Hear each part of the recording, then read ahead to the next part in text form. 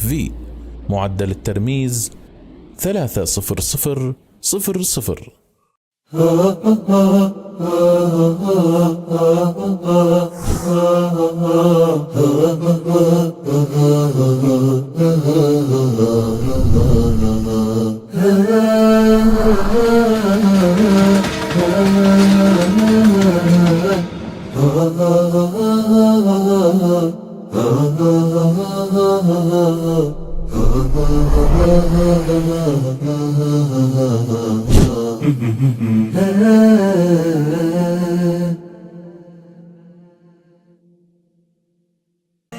نحو العلا سيروا شبابا مجد، وتكاتفوا ليلوح الفجر أجمل، وتسابقوا للمكرمات وحلقوا بسمائنا ضرا وخيرا أمنوا.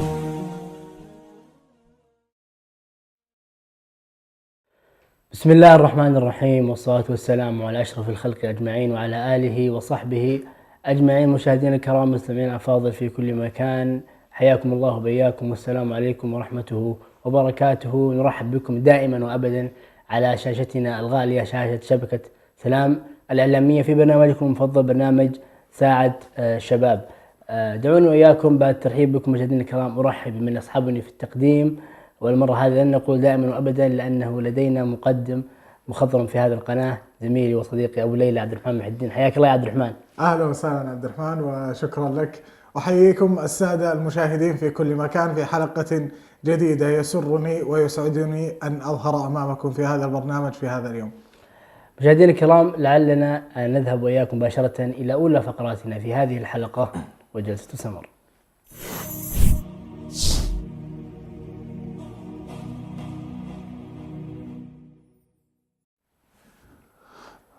طيب، حديثنا اليوم في جلسة سمر عن موضوع شائك وموضوع كبير نوعا ما، يجب على الإنسان العاقل الواعي أن يدركه إدراكا تاما لكي يستطيع أن يتماشى في حياته بطريقة جيدة. الموضوع هو التوازن. دعنا نبدأ عبد الرحمن بسؤال: ما هو التوازن؟ ولعلي أجيب على هذا السؤال بالتوازن هو البقاء في حالة متوسطة بين ضدين. وعلى سبيل المثال عندك تعكرات المزاج أو الحالات المزاجية التي يمر بها الإنسان، هذا هو التوازن تحديدا. يعني هناك فرح وهناك حزن، هناك سعادة وهناك عكسها، ما بينهما هذا هو التوازن. جميل. ودعنا نفسر أهمية التوازن بمقولة الأشياء بضدها تتبين، ونقول ما هي أهمية التوازن؟ نعم. التوازن أهميته بضده يتبين. نعم. وهي الإفراط أو التفريط. يعني عندما نأتي لقضية التوازن نجد أن ضدها إما يكون إفراط، فبالتالي أنت تظلم هذه القضية، أو دعنا نقول أي قضية ما، والتفريط أنك أنت تبالغ في إعطائها الأهمية. ولنقل مثلا الجوع، عندما تفرط في الأكل فبالتالي أنت تختل عندك قيمة التوازن، وعندما لا تأكل أبدا تختل أيضا عندك قيمة التوازن، فبالتالي تشعر بالجوع المفرط، فبالتالي يسبب عندك اختلال في الجسم. وعلى هذا المثال فقس على بقية جوانب حياتك. طيب، دائما نبدأ في كل المواضيع التي تطرأ على الفكر أو التي نناقشها في هذا البرنامج بالمنظور الديني للموضوع. جميل. إذا جينا للتوازن وأهمية التوازن، دعنا نسأل: ما هي أهم مواطن التوازن للإنسان؟ طبيعي بتكون الدين، بحيث أنه لا إفراط ولا تفريط، لا تكون متشدد في دينك تشدد غير شرعي أو ما جاء الله به من سلطان، ولا تكون أيضا مفرط إفراط اللاهي والساهي والناسي عن ذكر آيات ربه أو عن دينه بشكل عام. ولنا أيضا في قصة الثلاثة الذين جاءوا النبي صلى الله عليه وسلم وقال يعني الأول إني أصوم فلا أفطر، وقال إني يعني أقوم الليل فلا أنام، وقال الثالث إني اعتزلت النساء فلا أتزوج. فرده النبي صلى الله عليه وسلم فيما معنى الحديث وقال إنما أنا أصوم وأفطر وأتزوج النساء ويعني أقوم الليل فمن رغب عن سنتي فليس مني. هذا درس متكامل. نعم. يعني نستطيع أن نستنفذ منه أو يعني نستشف منه فائدة عظيمة هي ألا وهي قيمة التوازن. النبي صلى الله عليه وسلم وهو أفضل البشر على الإطلاق حياته متوازنة في الدين وفي غير الدين، فبالتالي من أنت حتى تتفوق عن النبي صلى الله عليه وسلم؟ ويقول النبي صلى الله عليه وسلم: إنما بعثت لأتمم مكارم الأخلاق. نعم. فهذا درس واضح لك أيها الصائم العابد فضلا عن الإنسان العادي اللي أصلا في عباداته تقصير وما إلى ذلك، وفضلا عن أي شخص آخر. قال له النبي صلى الله عليه وسلم: إني أصوم وأفطر وأتزوج النساء وأقوم الليل وأنام، فلا إفراط ولا تفريط. في توازن واضح جدا وفسره لنا النبي صلى الله عليه وسلم في هذه النقطة. وكذلك أيضا في الجانب الديني، إن الله يحب أن تؤتى رخصه كما يحب أن تؤتى عزائمه. يعني إذا صارت لك، إذا الله سبحانه وتعالى سمح لك برخصة معينة في موطن معين فاتخذها، لا تتشدد في أمر يعني أنت عندك فرصة فيه أنك تأخذ برخصة. نعم. جميل. وأيضا في حديث النبي عليه الصلاة والسلام: ليس من البر الصيام في السفر. هذا أيضا دل على أنه هذا الدين يعني أعطى لقيمة التوازن أهمية بالغة. ونقول أنه والله أتى شخص وقال: يا أخي أنا لا أتعب في السفر فبالتالي أنا أفطر. نقول له: لا، أنت يعني تتقرب إلى الله عز وجل بإفطارك في السفر، لأن النبي عليه الصلاة والسلام أتى بكلام يعني ليس من وحي الخيال، إنما هو وحي من الله عز وجل. فبالتالي هذه القوانين الثابتة دعمها الدين الحنيف. طيب، بعد أن أخذنا الموضوع من منظور ديني بحت، دعنا نتوغل في الحياة الطبيعية بين البشر. دعنا نتكلم عن العلاقات مثلا. كيف يكون للإنسان توازن في العلاقات؟ ما هو منظور التوازن في العلاقات يا عبد الرحمن؟ جميل. دعنا نضع قواعد، وهذه القواعد يعني قواعد بشرية، يعني قد يصيبها الخطأ والصواب، ولكن نحن قدر المستطاع نحاول أن يعني نجانب الخطأ ويعني نأتي بالصواب. نعم. هناك قاعدة أساسية تقول، فسرها الشاعر بقوله أو قالها الشاعر: تعلم أو عفوا زور غبا تزدد حبا، فمن نعم. أكثر التكرار أضماه الملل. هذه قاعدة قد يعني تعطيك قانون في الزيارات، أنك أنت لا تفرط في الزيارات ولا تغب تماما. حاول أنك أنت توازن بينهما، وإذا زرت فلا يعني تطل الزيارة فبالتالي تثقل. وأيضا من السنة أنك أنت لا تثقل زيارة المريض. نعم. بالتالي هذا احنا نستشف من هذا الحديث أو من هذا المنظور الديني النبوي، أنه والله الزيارات قد تكون يعني مردودها سلبي عليك. أنت جاي تزور عشان أنت تصل رحمك وتصل أصدقائك، وبالتالي قد يكون مردودها سلبي عليك أن إذا أنت أثقلت الزيارة. هذا يعني على صعيد الزيارات. نعم. ويدخل أيضا في جانب العلاقات. ولعلنا أيضا نذكر في هذا أيضا حديث النبي صلى الله عليه وسلم رجوعا إلى المنظور الديني: مر الأقارب أن يتزاوروا ولا يتجاوروا. لأن إذا صار في جيرة بينك وبين قريبك بيزورك باستمرار، لأنه هم من الشخص اللي يمون عليك واللي يحبك واللي يعني يصير بينك وبينه ألفة كثير، فهو يألف إنه يجيك، يحب إنه يجيك وأنت تحب إنك تجيه. إذا زاد هذا: غب وزر غبا تزد حبا، فمن أكثر ابتداء أضرهم الغب وزر غبا. يعني لا تكون في الواجهة، لا تكون موجود دائما، لا تكون في كل وقت. كل ما يعني أنت الآن جار لقريبك، كل ما هفتك نفسك يعني ما قاعد تروح له تزور ولا هذا. لذلك قال النبي صلى الله عليه وسلم: مري الأقارب أن يتزاوروا ولا يتجاوروا. لا تصير قريب منه، خليك بعيد بحيث أنك تزوره. يعني يصير عندك أسباب تمنعك من الزيارة بعض الأحيان، مثل بعد المكان ولا مناسبة الوقت. لكن إذا كنت قريب منه يعني خلاص أنت تستدفع المشوار أو يعني يكون خفيف عندك فتروح لأي وقت. فمر الأقارب أن يتزاوروا ولا يتجاوروا. وأيضا في قضية العلاقات عموما، في التوازن في العلاقات، يجب أن تتعلم أن تكون موجود في الوقت المناسب والمكان المناسب، وأيضا مع الناس المناسبين. لأنك إذا كنت في غير هذا يا أخي، مثل المقطع اللي انتشر: تعلم متى ترحل. قد ما يكون وجودك مناسب في هذا المكان، قد لا يكون يعني من المحبب للي أنت جالس معهم أنك تكون موجود في هذه اللحظة. أنت أرحل هنا، أنت تكون متوازن، تكون موجود في المكان المطلوب منك أنك تكون موجود فيه، وغير موجود في المكان اللي ما هو مناسب لك. وهذا يدخل أيضا في الذكاء الاجتماعي. والذكاء نعم. الاجتماعي أصبح علم يدرس في الندوات والدورات والجامعات. أصبح الناس يذهبون إلى يعني مختصين حتى يدرسون الذكاء الاجتماعي، حتى يتعلم متى يرحل ويتعلم متى يبقى. بعكس هذا الموضوع تماما الهجران الذي حذر به النبي صلى الله عليه وسلم وقال: لا يحل المسلم أن يهجر أخاه فوق 3 ليال يلتقيان، إلى آخر الحديث. وقال أيضا يعني اللهم صل على محمد، فيما معنى الحديث أنه يعني لا يجوز أن تقطع رحمك. يعني نعم. ورغب في ذلك وقال: من أحب أن يبسط له في رزقه وأن ينسى له في أثره. شوف، يعني أعطاك قيمتين أساسية في الحياة: أن يبسط له في رزقه كثرة المال، وينسى له في أثره طولة العمر. ربطها بإيش؟ بصلة الرحم. فبالتالي يعني الهجران وأنك تقطع علاقتك مع الناس خصوصا مع دائرتك القريبة، هذا يعني مما يعني يخل بقيمة التوازن، فضلا أن نقول قيمة صلة الرحم، أنه لابد أنك أنت إيش تصل بين فترة وأخرى، والهجران مذموم في جميع حالاته. فيعني أنت الآن أعطيتني خيارين، يا أني أهجر أو أني أكون قريب. نعم. هذا ما هو منطقي. صحيح. يعني أنت كإنسان عاقل لازم تحط موازنة بينهما. صحيح. يقول الشاعر: لا تكن ضيفا ثقيلا يكره الناس لقاءك، ليس من ذنب أناس أن يكونوا أصدقائك. نعم. ليش لا تكن ضيفا ثقيلا؟ لكثرة مجيئك وترددك عليهم.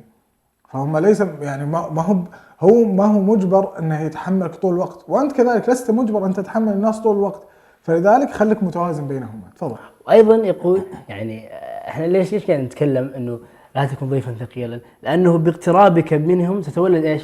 المشاكل. نعم. يعني وفي مقولة في يعني جميلة عند بعض من ينظرون في الحياة الزوجية وكيف تكون حياتك الزوجية مثالية، يقول لك اطول مدة تجلسها مع زوجتك جلسة مطولة هي ساعتين. يقول لك اكثر المشاكل تتولد بعد ما تجلس مع زوجتك أكثر من ساعتين. أول ما يعني تعدي هذه الفترة، من هذه يعني نسبة وتناسب، قد تكون الساعتين أكثر قد تكون أقل، ولكن هذا اللي زي ما تقول إيش الافريج أو المتوسط. يقول لك بعد هذه إيش لابد أن تتولد مشكلة لا محالة. ليش؟ لأنك أنت اقتربت الاقتراب الذي يسمح للمشاكل بأن تتولد. يعني الشوق ينتهي، المواضيع تنتهي، الأمور كلها اللي كانت محل نقاش تنتهي، وتبدأ إيش؟ دور الزلة. أي تدور الزلة وتتولد المشاكل، وبالتالي هذا أيضا تساعدك أن تحافظ على قيمة التوازن في حياتك. الله يبعدنا عن المشاكل عموما. آمين يا الرحمن. أيضا عندنا قضية التوازن في الطموح.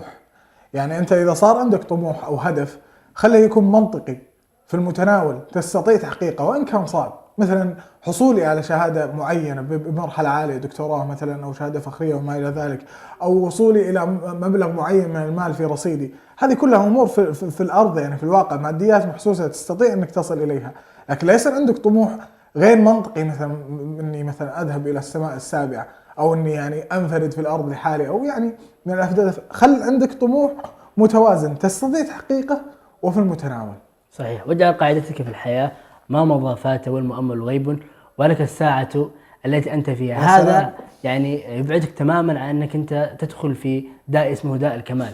أحيانا يعني المرء يعني يفرض على نفسه أمور أكبر منه، فبالتالي يقع في هذا الداء الذي أصاب كثير من الناس، داء الكمال، فبالتالي يقصر في الأساسيات ويقصر في الأهداف التي استحالة تحقيقها. أنت ركز على هدفك ولكن بشكل متوازن جدا حتى تصل إلى نتيجة مرضية لك وفي نفس الوقت مريحة تستمر عليها فترة طويلة. ويعني قلة الأهداف مع جودتها يعني أفضل بكثير جميل. مع كثرتها جميل. وتفاوتها وتشتتها. جميل. أيضا عندنا في المحور القادم التوازن في النقاشات والاعتراف بالخطأ، والنقاش لأجل الوصول إلى الحق، لا النقاش لأجل النقاش. يعني هنا في كثير من النقاشات اللي أنت تخوضها أنت ما تعرف عن نفسك. طبعا في هدي نبوي في ترك الجدال وترك النقاش مع الناس بلا فائدة، لكن من منظور اجتماعي كثير من النقاشات اللي أنت لا تعلم أنك تخوض فيها تجد نفسك فيها عموما.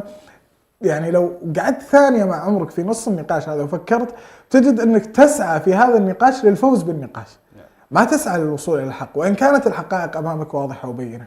فهذا خطأ. أنت لازم تتناقش، إذا عندك حجة للنقاش تتناقش لأجل الحق. وصلت للحق قضينا، ما وصلت للحق تتناقش، لا بأس في هذا. ولكن التوازن في هذا أنك ما تكون مفرط إفراط اللي يناقش بكثرة ويناقش بلا هدف ويناقش لأجل النقاش.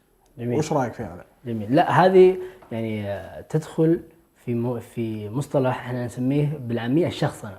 أنت قد تشخصن قضية ما بمعنى أنك أنت تدخل أهدافك الخاصة في هذا النقاش وهي أبعد ما تكون عن أهدافك الخاصة. نعم. فتجد أن أنت تناقش عن قضية والله خلينا نقول الزواج المبكر، قضية معتبرة يعني الجميع له الحق فيها بإبداء وجهة النظر. نعم. أنت ممكن أنك أنت تدخل يعني أمورك الشخصية في هذا حتى تفوز بأمور شخصية. هنا يعني انتقل الموضوع من التوازن إلى عدم التوازن، انتقل الموضوع من نقاش لأجل الوصول إلى هدف معين ونقاش الوصول إلى نقاش أو وصول لغايات أبعد ما تكون عن النقاش، وبالتالي تخسر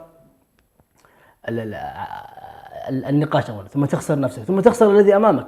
نعم. يعني يقال في ما ادري والله ايش البيت، فالبيت الشعري، ولكن فيما معناه يقال انه بعض المعارك الانتصار فيها ايه يعني بحد ذاتها هزيمه، وقال لك انت شاعر. بعض المعارك في خسرانها شرف. الله نعم. اكبر، نعم، بعض المعارك في خسرانها شرف، وانت تخسر النقاش من اجل انك تكسب نعم يعني الذي الود. امامك، او تكسب قضيتك، او تكسب نفسك ايضا. يعني نعم. انت قد تكبر في عين الذي امامك لانك انت خسرت نقاش عابر وكسبت شيء اكبر من ذلك. والاعتراف بالخطأ يا عبد الرحمن في هذا فيه توازن عجيب.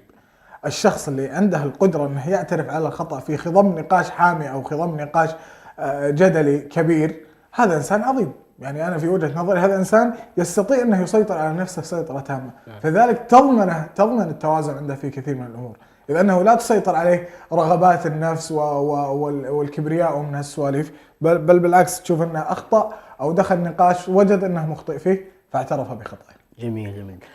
كل اللي تحدثنا عنها يا عبد الرحمن امور تستطيع ان يعني توازن فيها، لانها امور محسوسه، امور نعم. ماديه، لكن هناك امر جدا مهم صعب جدا انك انت تسيطر عليه، ولا بد ان نعطيه حقه من الكلام والنقاش، الا هو التوازن في المشاعر. نعم. وحط تحت المشاعر مليون خط، لان هذا التوازن في هذه القضيه تحديدا يصعب جدا السيطره عليه. ليش؟ المشاعر يعني شيء غير محسوس او شيء غير مدرب. يعني المشاعر هي تتولد، وبتولدها لابد انك انت تسيطر يعني في لحظه تولدها عليها حتى لا تخسر قيمه التوازن في هذه القضيه، وهي قضيه المشاعر. بمعنى قد لا يعني تعطي من يستحق الاهتمام الكافي، لانك انت ما سيطرت على مشاعرك، انك والله مثلا تكون زعلان من هذا الشخص، ولكن هذا الشخص يستحق منك الاهتمام. ولنقل الزوجه، انت والله زعلان من زوجتك، فبالتالي الان هل مشاعرك راح تسيطر عليك فبالتالي انت تظلم حقها؟ لا، هنا انت لابد ان تسيطر على مشاعرك، وبالتالي الزوجه لها حقوقها يعني التي امرك الله بها، لابد ان هذه لا تختل، عشان والله مشاعرك ايش يعني اصبح فيها اشكاليات. هذه لابد ان يعني تضعها بعين الاعتبار. ايضا في اشخاص يعني لا يمثل لك بصله، ويعني وعلى سبيل المثال، ويعني نحن نطرح المثال حتى تصل الفكره ولا ندعم هذه الفكره، العلاقات المحرمه. العلاقات المحرمه انت لابد ان تبتعد عنها قدر المستطاع، واذا وقعت فيها انت لابد انك انت يعني تعطيها حقها، وهي عدم الاهتمام البتة. ليش؟ لانك انت قاعد تفرض في ابداء مشاعرك لاشخاص يعني او ليسوا اهل او ليسوا اهل. نعم. لو القضيه ما هي ليست يعني في محلها. ما رايك في ذلك ابو ليلى؟ بالمقابل يا عبد الرحمن عندنا الاهل مثلا. نعم. يعني انت على كثر ما تحجم مشاعرك او انك تحد منها في كثير من العلاقات، اسرف اسرافا تاما في مشاعرك تجاه اهلك. امك، ابوك، اخوانك، خواتك، هذول هم الناس المستحقين للمشاعر استحقاقا تاما.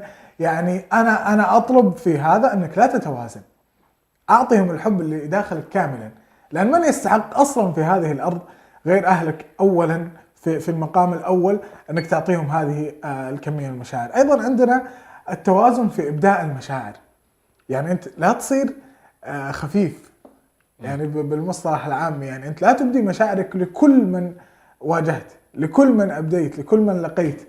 يعني في ناس ان تكن لهم مشاعر صحيح، لكنهم لا يستحقون او لا يستحقون، او انهم ليسوا اهل ان تبدي لهم هذه المشاعر. يعني قد يكونون اقل من انك تبدي لهم مشاعر. جميل. فهمت علي؟ جميل. نعم. ودعنا نعود الى نقطه انه انت اسرف في مشاعرك تجاه اهلك، او اسرف في يعني بذل الغالي والنفيس لاهلك. يعني لنا في ذلك هدي النبي صلى الله عليه وسلم، وحديث النبي صلى الله عليه وسلم قال خيركم، نعم، يعني اشار الى الصحابه قال خيركم، يعني افضلكم خيركم لاهله، وانا خيركم لاهلي. فبالتالي يعني اتى بالصحابه المئة ثم قال ثم ضرب مثال بخيرهم، ثم قال افضلكم هو الذي له خير في اهله. وبالتالي هذا دل على انه ترى اهلك هم راس مالك في هذه الحياه. نعم. مهما يعني اسرفت فلن توفيهم حقهم، ولن تصل الى مرحله الافراط. عفوا، لن تصل الى مرحله التفريط في المشاعر. ليش؟ لانك عفوا الافراط، لانك مهما بلغت سوف يعني تكون في يعني قائمه الاتزان او التوازن. نعم. نعم. هذه في العلاقات الطبيعيه المنطقيه او الحلال، دعنا نذكر هذا المصطلح. في العلاقات المحرمه لا تبدي، انت ما انت يعني لا الدين يسمح لك ولا اخلاقياتك تسمح لك ولا شخصك يسمح لك. يعني هذه اصلا علاقات غير شرعيه وغير دينيه وغير اخلاقيه عموما. فانت لا تبدي فيها مشاعر ولا تخوض فيها جنبه، وان خضت فيها لا تبدي فيها اي مشاعر. ننتقل دعنا الى المحور الاخير وهو التوازن في العطاء بلا اسراف ولا بخل. تفضل. جميل. وهنا قد نضرب بمثال أنه والله لا تسرف في العطاء فتقصر على مثلا على من لهم حق عليك، لهم أهلك أو نقول أبوك أو أمك، عيالك، أخوانك الذين هم من دائرتك. النبي صلى الله عليه وسلم قال يعني ضرب مثال جميل، ويعني ذكر لنا قانون جميل في الحياة: الأقربون أولى بالمعروف. تجد بعض الناس خيره والله للبعيد، ولكن دائرته المقربة يعني لم يروا منه أي خير. نعم. وبالتالي هذا غير مقبول. والله احنا نسمع عن فلان يقول والله فلان يعني ما شاء الله معطاء كريم خدوم والى اخره، وتجد اهله اول الناس الذين نعم. يسبون. هذا اختلال واضح في قانون التوازن في العطاء. اقتدي بالنبي صلى الله عليه وسلم في هذا. قال عنه أحمد شوقي: ما قال لا قط إلا في تشهده، لولا التشهد كانت لاؤه. نعم، النبي صلى الله عليه وسلم ما كان يقول لا لأحد قط، لكن انظر في حياة النبي صلى الله عليه وسلم كان متوازن ومعتدل، أيما اتزان وأيما اعتدال. نعم. خلك كريم بالقدر اللي يحبه الناس وتحبه أنت، وخلك أيضا متوازن في قضية أنك تمسك فلوسك، ما تمسكها أو تمسك الماديات اللي عندك بمقدار سيء بحيث يقال عن هذا أنه بخيل. لا، امسكها بالمقدار الذكي واعطي بالمقدار اللي تحبه. جميل جدا. اشكرك يا ابو ليلى على هذا الطرح الجميل. ومشاهدينا الكرام، الى هذه النقطه نكون انتهينا من قانون التوازن في الحياه، وبانتهائها تنتهي جلسه سمر. دعونا وياكم ننتقل الى فقره ترند، فابقوا معنا.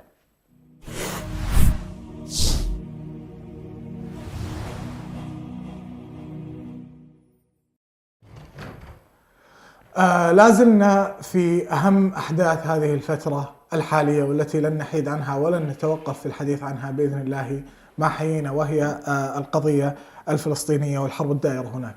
ولعلنا في بداية الأمر نذكر ترند مؤذي للفؤاد ويعني مؤلم قليلا، أن رجلا خرج ليشتري لها الحليب ثم عاد فوجدها شهيدة. والحديث هنا عن فلسطيني يبكي طفلته التي استشهدت في قصف إسرائيلي استهدف منزله في قطاع غزة.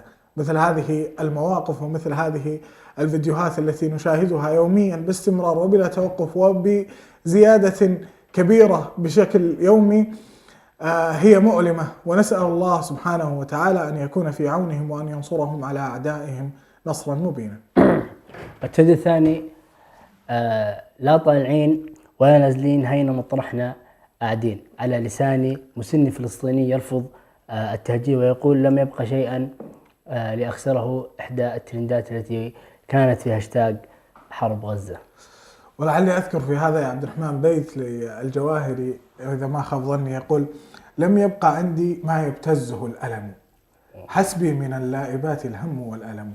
يعني يذكر فيها أنه خلص وصلت مراحل من الألم مما رأيت في حياتي أن الآن ما يقدر يبتزني بشيء، ما عدت أخاف منه، ما في شيء قد يؤلمني أكثر. إذا هناك في ناس، اليوم أنا شفت مقطع لبنت تقول أنها فقدت 40 من أهلها وهي شابة، يعني عمرها ما يقارب 20. تخيل وأنت في عمر 20 من حياتك تفقد 40 شخص من أهلك. إيش في شيء في هذه الحياة قدام راح يعوضك، أو إيش في شيء أصلا بيبتز ألمك؟ خلاص قلت يعني فقدت الطامة. وأيضا عندنا من الترندات يقال تعد واحدة من أعنف الليالي على غزة منذ 7 أكتوبر. شاهد عيان على هذه القضية يقول: أعداد الشهداء ترتفع بشكل أسرع من فترة ما قبل الهدنة بسبب الاستهداف المكثف والأحزمة النارية الكبيرة. وهنا لدينا مقطع فيديو يوضح جانب آخر تماما بعيد عن داخل حرب غزة. وأتحدث هنا عن ماليزيين أصبحوا يضعون صور الأطفال الشهداء على المنتجات الإسرائيلية كنوع من أنواع المقاطعة. نشاهد وإياكم المقطع.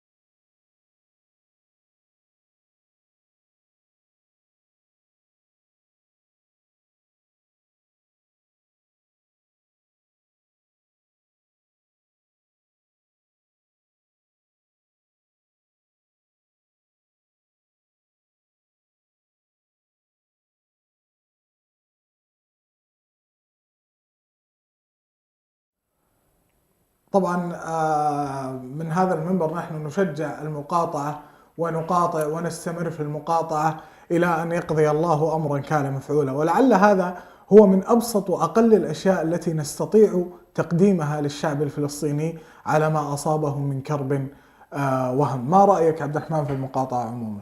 والله المقاطعة هي أسلوب جميل جدا، وهو صوت الشعوب عندما يعني يقول لك والله أنا وش أسوي، وش دوري في هذه القضية، نقول له لديك أمور تستطيع أن تصل يعني توصل بها صوتك إلى الخارج، ويعني أقلها ويعني أضعفها أن تقاطع المنتجات التي تدعم بشكل مباشر أدائك. أنا أشيد صراحة جميل. بهذه القضايا وهذه النشاطات. طبعا لما يستتفه الكثير من الناس قضية المقاطعة ما يشوفها شيء، يقول يعني هل 100 ريال ولا 50 ريال اللي بدفعها في ماكدونالدز ولا في بيبسي ولا في هذه المنتجات هي اللي ستقيم الحرب أو ستدعمها؟ نقول له أنت واحد وأنت واحد وأنت واحد، كلكم مجتمعين يصير مبلغ، والمبلغ هذا يعني يفيدهم. صحيح. لعنهم الله. أنا خلوني آخر واحدة، المهم أهلي. هذه كانت الكلمات التي خرجت من الطفلة ألما، وتطلب من الدفاع المدني من تحت الأنقاض أن ينقذوا أهلها قبلها في حرب غزة. أي ألم وأي مشهد تستطيع أن تتصوره في عقلك حين تسمع صوت بنت صغيرة تقول أخرجوا أهلي؟ يعني هي موقنة بالموت، تبغى تحافظ على أهلها فقط، هي موقنة بالموت. أخرجوا أهلي، يعني عشت أنا أو ما عشت غير مهم، المهم أنهم يخرجون أهلي. مشاهد مثل هذه يذيب لها الفؤاد صراحة. الله المستعان. ويعني هذه القضية أظهرت لنا يعني قصص، يعني أنا لو أتحدث من اليوم إلى يعني لو نخصص حلقات كثيرة عن القصص التي تخرج من هذه القضية وهذه المرحلة الصعبة لفلسطين لن تنتهي. في كل ثانية وكل دقيقة تخرج لنا قصة يمكن نتحدث عنها يعني ساعات مطولة، لكن نحن هنا نختصر قدر المستطاع في فقرة ترند. طيب، أيضا ظهرت لدينا يعني مقاطع لجد، ولعل هذه المقاطع انتشرت بشكل كبير جدا. الجد الذي يداعب طفلته عفوا حفيدته ويقول هذه هي الروح، ويعني يسلم عليها وهو موقع أنها يعني توفيت. وبعد ذلك ظهر لنا في مقاطع يعظنا ويصبرنا، وهو أهل لأن يصبر، ولكن يعني سبحان الله هذا دل على أن الله عز وجل هو الذي يعني ينشر الطمأنينة والسكينة في قلوب هؤلاء، ولا من يتحمل أن يفقد أهله بهذا الكم الهائل وأمام أنظار العالم، ولا أحد يحرك ولا يعني يتحرك، وكلهم ساكنون، الله المستعان. ولعلها رمية من غير رامي أو رصاصة طائشة من الكيان المحتل، إذ أنهم جعلوا الكثير من اليهوديين يعتنقون الإسلام لما فعلوا من مجازر وظلم وعدوان من قبلهم. وهنا مقطع نعرضه لكم الآن عن إسلام يهودي وخطيبته نظرا لما رأوا من ظلم وعدوان الكيان المحتل. أشهد أن لا إله إلا الله وأشهد أن محمدا عبده ورسوله. I bear witness. There's no God but Allah. I bear witness that the Prophet Muhammad, peace, blessings be upon him, is the Prophet and the Messenger of Allah. Allahu Akbar. Allahu Akbar. أشهد أن لا إله إلا الله وأشهد أن محمدا عبده ورسوله. I bear witness. There's no God but Allah. I bear witness. That the Prophet Muhammad, peace and blessings be upon him, the Prophet and the Messenger of Allah. الله أكبر.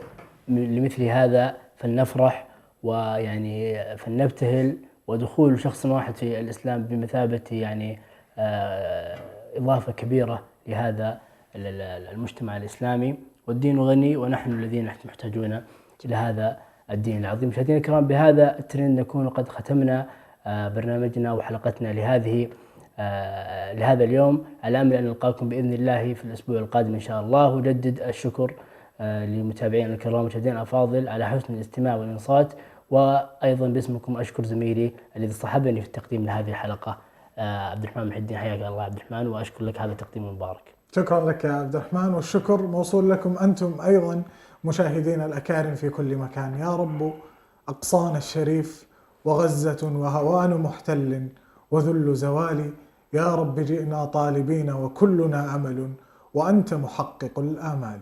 دمتم بود.